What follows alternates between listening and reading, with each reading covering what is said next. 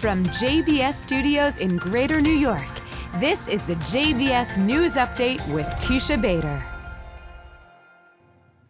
I'm Teisha Bader with the JBS News Update for Tuesday, July the 19th, 2022. A 41-year-old Israeli man was stabbed in what appears to have been a terror attack this afternoon in Jerusalem.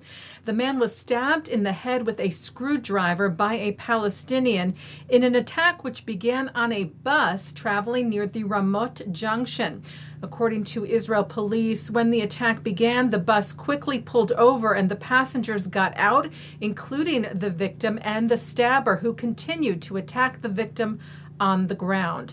A photographer for Israeli news site Ynet, Meshi Ben Ami, who was driving in the area, told Ynet that he stopped his car when he saw what he thought was a fight, but realized quickly it was a terror attack. Ben Ami said, "I got out of the car, loaded my gun, and I noticed it was indeed a terrorist attack." He then ran towards the scene and the terrorist approached him. Ben Ami called on the terrorist to halt, but he continued to approach, and Ben Ami said when the terrorist was about 6 feet from him, he felt concerned for his life and fired one bullet, neutralizing the terrorist. The stabbing victim was given life-saving treatment by Magen David Adom paramedics at the scene and was taken to the hospital in moderate condition. The terrorist was taken to the hospital in serious condition. Israeli Prime Minister Yair Lapid praised the photographer for his resolute action, vowing, "We will not allow terrorism to raise its head and disrupt the routine of our lives. We will settle scores with anyone who tries to harm innocent civilians." Terror group Hamas, while not claiming responsibility for the attack, praised it as heroic. A bullet was fired from Gaza into southern Israel early this morning. The IDF said it hit an industrial building in the community of Netiv HaAsara, which is a moshav in southern Israel. In response, the IDF tweeted Israeli fighter jets struck a Hamas military post in northern Gaza.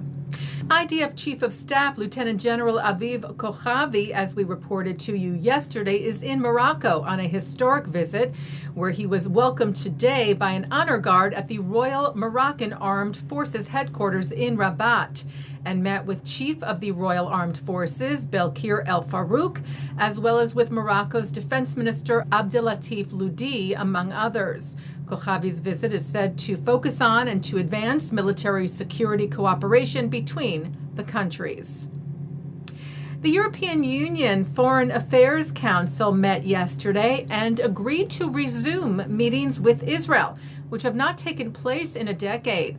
The 27 foreign ministers of the council agreed to reconvene the meetings and start work to determine the EU stance on a number of issues, noting that the EU position on the Middle East process has not changed since the 2016 council conclusion supporting the two-state solution.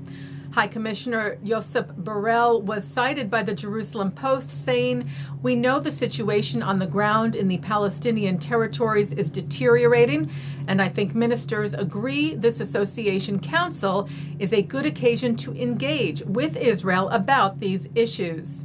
Prime Minister Lapid welcomed the decision. He said the fact that 27 EU foreign ministers have voted unanimously in favor of strengthening economic and diplomatic ties with Israel is proof of Israel's diplomatic strength and this government's ability to create new opportunities with the international community. The Council, Lapid noted, is the senior diplomatic body in charge of promoting relations between Israel and the European Union, and the convening of the Association Council will enable Israel to continue to develop its relations with the EU to the benefit of Israel's citizens. Turning now to some political news in Israel, Michaeli was re-elected to lead the Labor Party after its primaries were held last night. And former Meretz leader who left the Knesset several years ago, Galon, said she is throwing her hat back in the ring, hoping to replace former chairman Nitzan Horowitz, who announced last week that he will not run again. Galon later met with Lapid about her announcement. Meretz primaries are next month.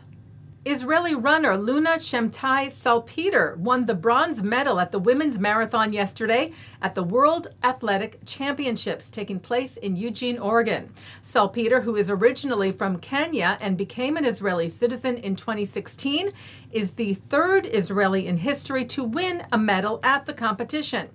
Prime Minister Lapid tweeted his congratulations to Salpeter on the historic medal. He wrote, "Luna's willpower and determination are a pride for Israeli athletics and for the entire state of Israel. Luna, you are a champion."